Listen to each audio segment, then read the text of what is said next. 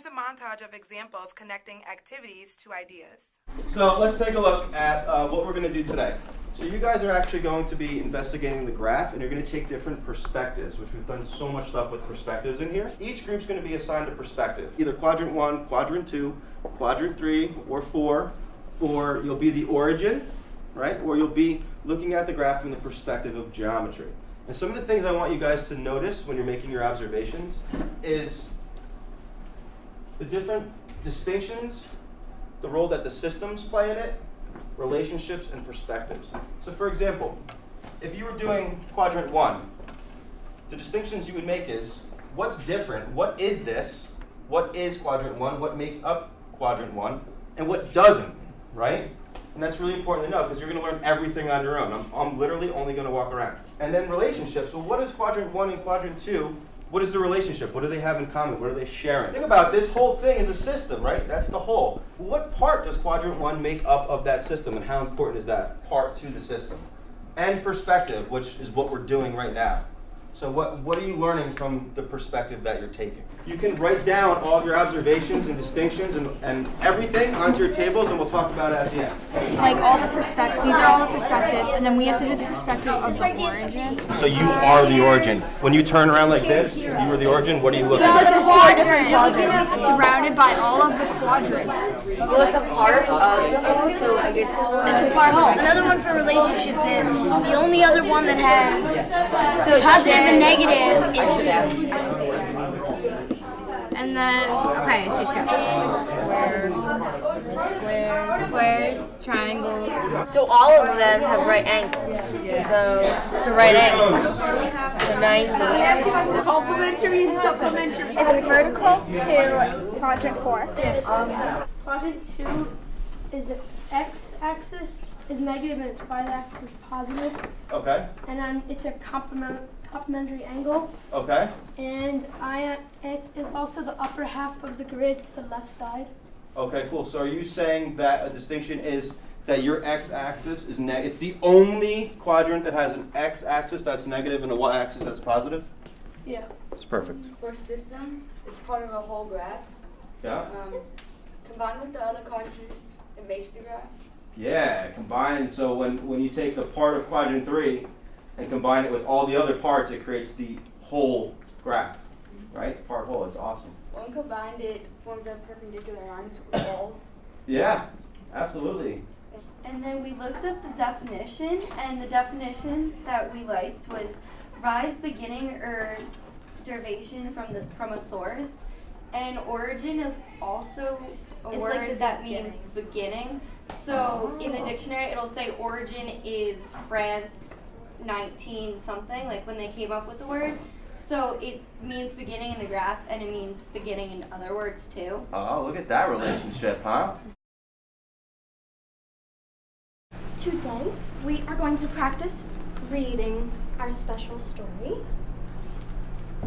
Learning to Think and Thinking to Learn by Mrs. LaValle and her fabulous writer first graders. Ready? Hey, great thinkers, have you heard? Hey, great thinkers, have you heard? There's a new way to think, let's spread the word. There's a new way to think, let's spread the word. Distinctions help you compare and contrast. Distinctions help you compare and contrast. Breaking systems into parts is a blast. Breaking systems into parts is a blast. How ideas connect How ideas connect is what relationships show you. is what relationships show you. Perspectives help you look at a new point of view. Perspectives help you look at a new point of view. If you can remember to DSRP, If you can remember to DSRP, there is no telling how smart you can be. there is no telling how smart you can be. Awesome. Today we are going to use the ideas that we wrote about in this story to help our brains think about diversity. What is your brain doing when it's thinking about making distinctions? What is your brain doing when it's making a distinction? Geraldine? When want to know what is something and what is not. Okay.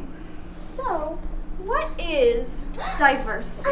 It's a different language or a different color or different state. Excellent. Harmony, would you like to add to that? People. Different types of people all over our world. Okay. What is our brain doing when it's making systems? What is that? Evan? Does something have parts or does something not? Does something have parts? Can you think of something as a part? Okay. Last week, we thought about the parts of diversity, and we came up with people. Right? All the people that make up the world are a part of diversity. We also came up with respect, that we respect everybody for their differences. And we talked about acceptance, accepting people for who they are. What is your brain doing when it's thinking about relationships and connecting ideas? Sierra? Like when you compare stuff and Okay. it has like a relationship, like Dr. Seuss book. Like Dr. Seuss books, we compared, we made connections to them. Like if you like see someone that like is chubby, you don't like laugh at them. You like say nice stuff about them. You can, right? We want to show respect for everybody. Michaela? I'm gonna add on to Mackenzie. Sure. You know how she said that if they're different, you don't need to laugh at them? Mm-hmm. Even if they're different, it doesn't mean that they're different from you. They're still just like you, even though they have different skin color, or they have chubby cheeks, or they have different shoes. It doesn't matter. It doesn't matter. It matters what's inside. Yes, it does. Okay, when we're thinking about perspectives, what is our brain doing? And think about what our story says. Perspectives help you look at a new point of view. Very good. From the perspective of author's purpose, right? When we read stories, we talk a lot about author's purpose. We read What a Wonderful World, Whoever You Are, and All the Colors of the Earth.